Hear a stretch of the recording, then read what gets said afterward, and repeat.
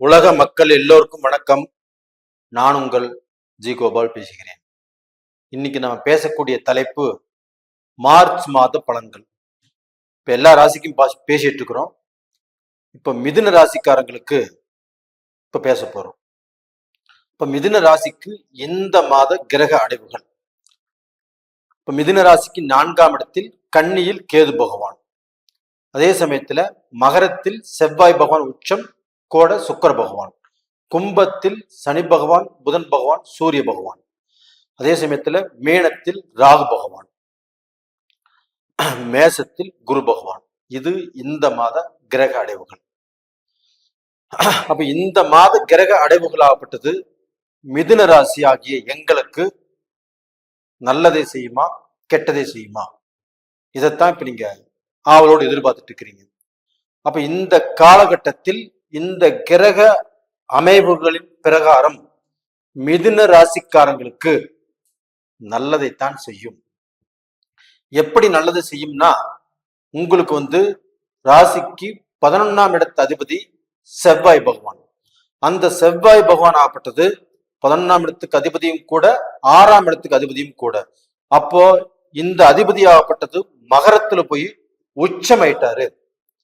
இப்ப 11ஆம் இடத்து அதிபதி உச்சமாயிட்டாங்க, உங்களுக்கு 6ஆம் இடத்து அதிபதி உச்சமாயிட்டாங்க.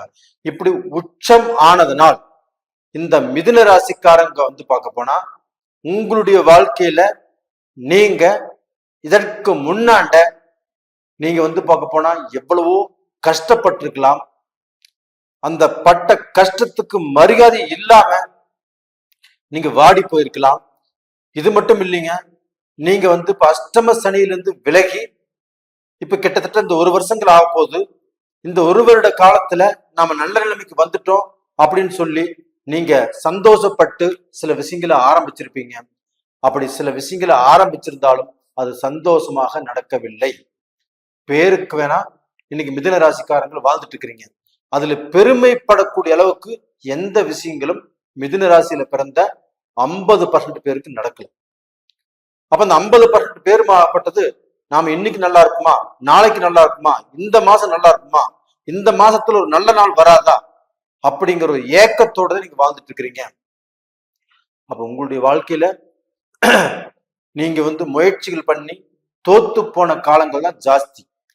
அப்ப அந்த தோத்து போன காலங்களால நீங்க அதிகமான ஒரு அனுபவம் சம்பாதிச்சிருக்கிறீங்க. அந்த அனுபவத்தால் இப்ப வரக்கூடிய காலகட்டத்துல கண்டிப்பாக நல்லா இருக்க போறீங்க. இதற்கு செவ்வாய் பகவான் ஒரு ஆதாரம்.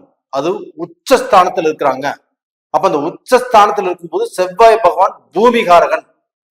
அப்போ உங்களுடைய ராசிக்கோ உங்களுடைய லக்னத்துக்கோ பூமி சம்பந்தப்பட்ட பிரச்சனைகள் இருந்தால் கண்டிப்பாக தீரும்.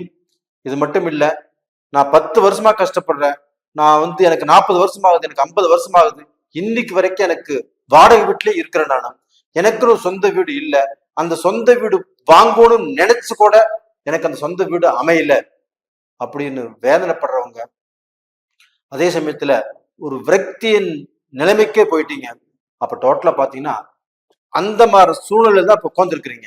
அப்ப அந்த வேதனைக்குண்டான ஒரு நல்ல அந்த வேதனை எல்லாமே தீர்ந்து உங்களுக்கு நல்ல மாற்றத்தை அமைத்து கொடுத்து உங்களுக்கு நல்ல வீடோ அந்த வீடு கட்டுவதற்கு இடமோ அமையக்கூடிய மாதமாக இந்த மாதத்தை எடுத்துக்கோங்க.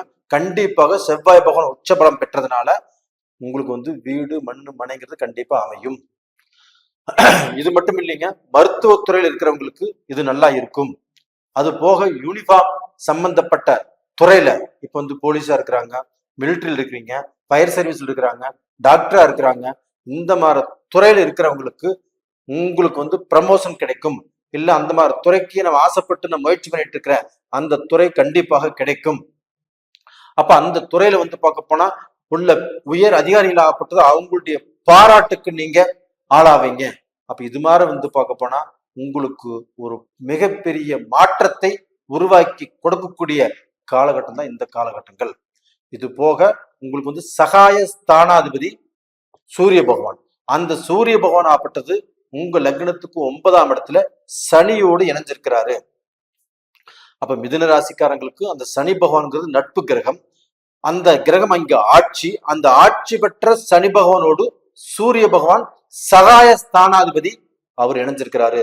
அப்ப அந்த சூரிய பகவானும் சனி பகவானும் இணைந்தால் சொந்த பிசினஸ் செய்வாங்க. அந்த சொந்த பிசினஸ்ல ஒரு பெரிய மாற்றத்தை உருவாக்கி அந்த மாற்றத்தினால இவங்க வாழ்க்கையில நல்ல பொசிஷனுக்கு வருவாங்க.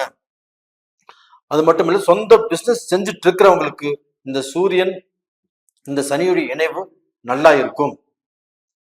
அப்ப டோட்டலா பாத்தீங்கன்னா இந்த சகாய ஸ்தானாதிபதி உங்களுக்கு வாழ்க்கையில ஒரு நல்ல மாற்றத்தை கொடுப்பாரு, பெரியவங்களுடைய தொடர்பை கொடுப்பாரு, அரசியல்ல ஒரு நல்ல முன்னேற்றத்தை கொடுப்பாரு. இது போக கவர்மெண்ட்ல ப்ரமோஷன் கிடைக்கும். அப்ப கவர்மெண்ட் தொழில நீங்க இருக்கிறீங்க, எனக்கு நான் 3 வருஷமா 4 வருஷமா நான் ப்ரமோஷன் எதிர்பார்க்கிறேன், அந்த ப்ரமோஷன் எனக்கு கிடைக்கல, இந்த டைமாவது கிடைக்குமானா கண்டிப்பாக கிடைக்கும். அது மட்டும் இல்லைங்க, அந்த கவர்மெண்ட் பொசிஷன்ல இருக்கிறவங்க உங்களுக்கு மேல் அதிகாரிகள் மூலியமாக உங்களுக்கு பாராட்டுகள் கிடைக்கும். அப்ப இந்த மாதிரி காலகட்டங்கள் இப்ப உங்களுக்கு நல்லா இருக்கிறதுனால இந்த டயத்தை நீங்க பயன்படுத்திக்கோங்க. இது மட்டும் இல்லைங்க, உங்களுக்கு உங்களுடைய ராசி லக்னத்துக்கு 10ஆம் இடத்துல ராகு இருக்கிறாங்க. அப்ப அந்த 10ஆம் இடத்துல ஒரு பாவியாவது இருக்கும்னு சொல்லுவாங்க.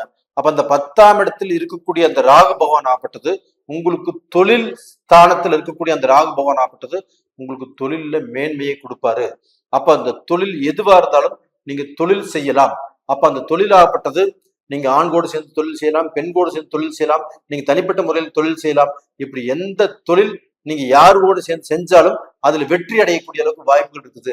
அப்ப டோட்டலா பாத்தீங்கன்னா கூட்டு தொழிலால் நீங்க முன்னுக்கு வரலாம்.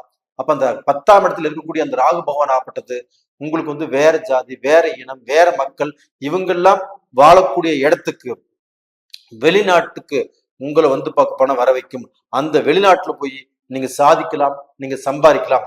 அந்த ராகு பகவான் அனுகிரகம் ஆப்பட்டது ரொம்ப ஸ்ட்ராங்கா இருக்கிறதுனால மிதுன ராசிக்காரங்கள் ஆப்பட்டது கண்டிப்பாக மேலை நாடுகளில் அவங்களுடைய கை ஓங்கும். அப்ப அந்த மேலை நாடுகள்ல பார்க்க போனா நீங்க சம்பாதிப்பீங்க. நீங்க இங்கிருந்து ஒரு லட்சியத்தோட இந்தியாவில இருந்து புறப்பட்டு நீங்க வெளிநாடு போயிருந்தாலும் அந்த லட்சியம் ஆப்பட்டது உங்களுக்கு ஒர்க் அவுட் ஆகக்கூடிய நேரங்கள் வந்தாச்சு. இது போக இதற்கு முன்னாண்ட வெளிநாட்டுக்கு போய் நான் சம்பாதிக்கணும்னு போய் வேலை இல்லாம கஷ்டப்பட்டு இருக்கிறீங்க, அது நம்மளுக்கு நல்லா தெரியும். அப்போ மிதுன ராசியில பிறந்தவங்க வெளிநாடுகள்ல வேலை வாய்ப்பு இல்லாமல், தொழில் கரெக்டா இல்லாமல் செஞ்சுட்டு இருந்த தொழிலே கைவிட்டு போய் 3 மாசமாச்சு 6 மாசமாச்சு எனக்கு வேலை கிடைக்குமா அப்படின்னு எதிர்பார்த்து வாழ்ந்துட்டு இருக்கிறீங்க.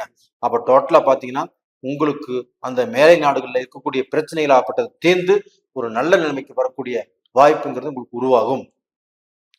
இது போக பாத்தீங்கன்னா இந்த சனி பகவான் ஆப்பட்டது உங்களுக்கு லக்னத்துக்கு 9ஆம் இடத்துல இருக்கிறாங்க. அப்ப அந்த 9ஆம் இடத்துல பாக்கியஸ்தானத்தில் இருக்கக்கூடிய அந்த சனி பகவான் ஆப்பட்டது உங்களுடைய கஷ்டங்களை தீர்த்து வைப்பாரு. உங்களுடைய கஷ்டத்திலிருந்து நீங்க வெளியில வருவதற்குண்டான வழிகளை காட்டுவாரு.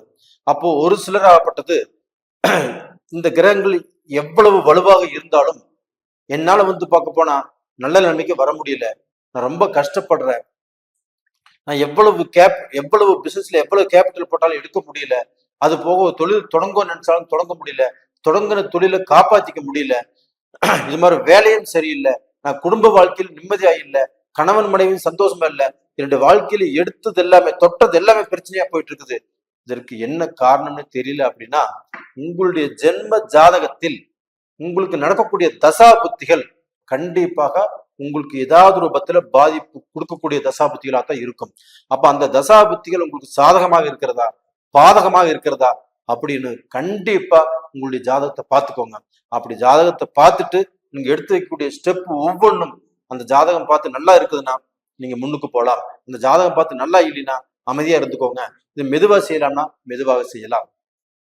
அப்ப இது மாதிரி உங்க ராசி, அதாவது மிதுன ராசியில பிறந்தவங்களுக்கு இது பார்க்க போனா கண்டிப்பா உங்க ஜென்ம ஜாதகத்தை பாருங்க. நேயர்களே, இந்த பதிவு பிடிச்சிருக்குன்னு நினைக்கிறேன். பிடிச்சிருந்துச்சுன்னா கண்டிப்பாக லைக் பண்ணுங்க, சப்ஸ்கிரைப் பண்ணுங்க, உங்க நண்பர்களுக்கும் ஷேர் பண்ணுங்க, ஆல் அப்படிங்கிற பெல் பட்டனையும் பிரஸ் பண்ணிக்கோங்க.